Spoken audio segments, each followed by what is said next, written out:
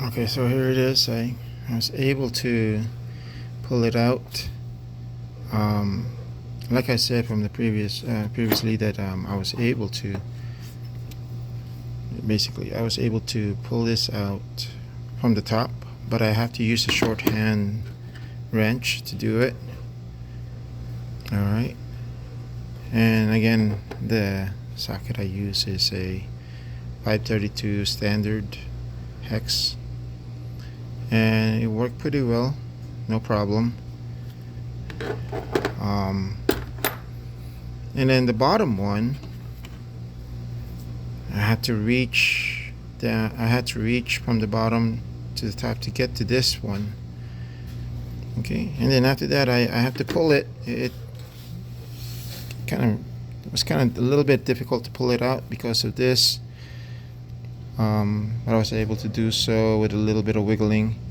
Now what I'm going to do is I'm going to put in the new one, but I do have to replace those rubber O-rings or grommet. All right, there's 4 of them. 1, 2, 3, 4. I'm going to be replaced. By the looks of it, putting it in might be harder than pulling it out. So, all right. So I'm gonna pause again, and I'm gonna install this new one. And again, it's gonna go this way. Okay, it's gonna go this way. So I'll probably screw the bottom first and then the top. Okay, all right guys. All right, here we go. So I went ahead and put in the brand new one. The expansion valve is right here. Again, scale of 1 to 10, 10 being the most difficult, I would say it's about a 7. Pulling it out is easy, but putting it in is a pain in the butt. It was a lot harder putting it back in. I have to make sure everything is lined up, and again, because of the space, there's not a whole lot of hand room. I did screw the bottom part first, and then I went to the top, and now I went ahead and put these 2 hoses back. There's that one big screw right there, and now everything is nice and tight now.